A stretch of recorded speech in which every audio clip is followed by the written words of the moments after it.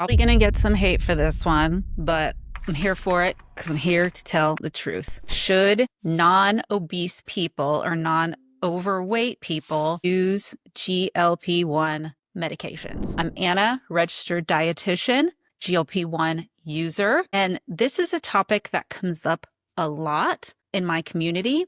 And lately, I have seen a lot of ads on Instagram for a company that is selling directly to non-obese people. Like that is their entire marketing plan. Do you want to lose 5 pounds? And there's like a thin woman on their ad talking about how she needs to lose 5 pounds and how GLP-1 might be great for her and she's young and thin and all the things. So if you had asked me even 6 months ago, should a thin person who doesn't really need to lose weight use a GLP-1 medication, I probably would have said absolutely not, especially because there have been issues with people not being able to get the medication because of the shortages. That situation has been resolved. It is still challenging to get the medication, don't get me wrong, because there are, a lot of barriers in terms of insurance coverage, even for people who are overweight and do need the medication. But there is still a wild west out there of compounded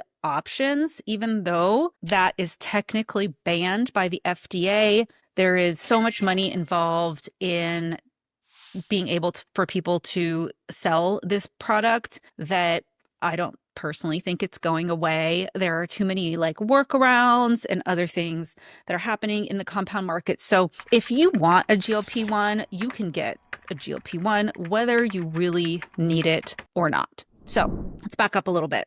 GLP-1s were developed for people with diabetes, and now there have been found a lot of other indications for the medication. So it is approved for things like sleep apnea. It is approved for the management of heart disease.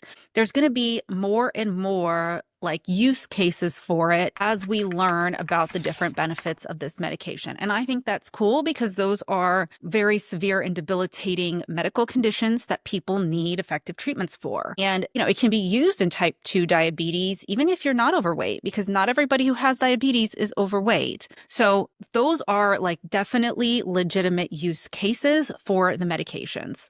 And, speak to your physician. I am not a doctor. I'm a dietitian. And I am not your doctor, so always speak to your physician about whether it's right for you if you have one of those medical conditions. It is also approved for weight loss in people with a body mass index of 30 or greater, or a body mass index of 27 or greater with a weight-related issue. So you have to be either overweight or in the obese category in order to qualify for the medication under the FDA approval. And likely you have to meet one of those criteria if you're going to get it covered by your insurance. So your doctor is going to have to submit paperwork or whatever that you meet those criteria, so the insurance will cover it for you.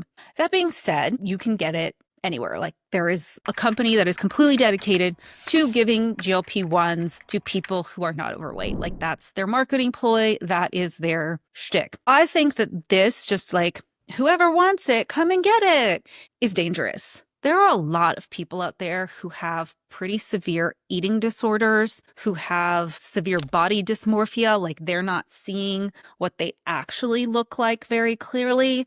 And then I think that people, because it's so widespread and so many people are using it and so many people are having success, I think that people forget what are the side effects of this medication. And there are some pretty significant side effects. Digestive side effects. There are many, many lawsuits pending over very severe digestive issues that have been caused, something called gastroparesis, where your stomach gets frozen and you can't digest any food. There are cases of gallbladder disease, pancreatitis.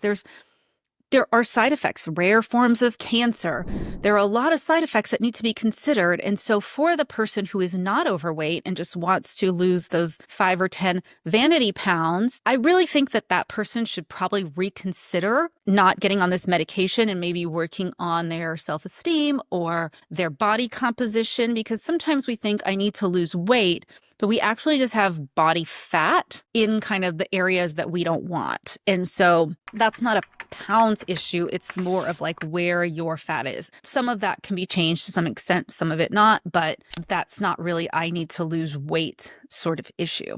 But in the last few months, I have seen a few use cases where I'm a little bit more open-minded, and maybe it's because of my age in that I am 45 and going into menopause.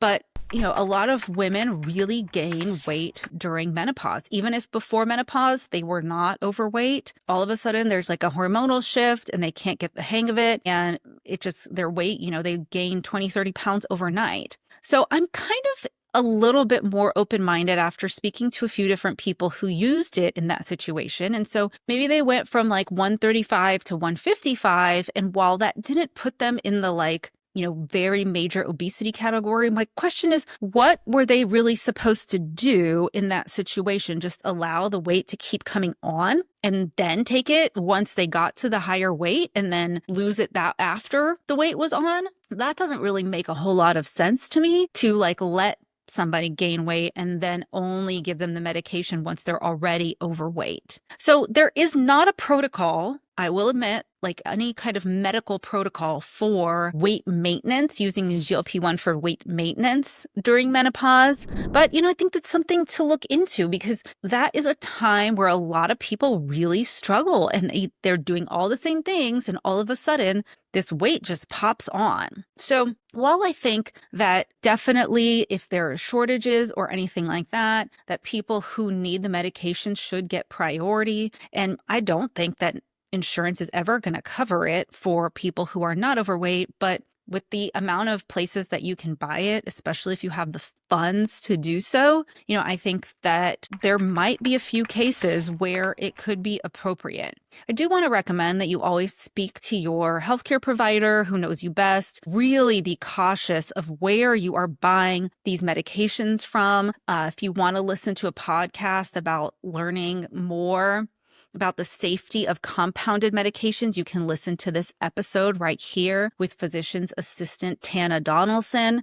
We talked all about that, and there's going to be even more episodes coming out about how to determine if the place you're getting it from is safe. And also, finally, if you're not overweight, you're not in the BMI category of over 25, like I said, maybe consider working on other aspects so that your weight isn't so much of your self-worth. And I completely understand struggling and thinking, oh, my life would be better if I could just lose these last 5, 10, 20 pounds. Because before I had kids, that was the situation that I was in. I was never really, really overweight before I had kids. But I always thought if I lost 10 pounds that guy would call me back, or this would open up for me to do, or this would be better in this way. And I get that. I really, really, truly feel that. But at the same time, with everything you got to weigh out, there are side effects to this medication that are very serious. And is it worth losing 10 pounds? So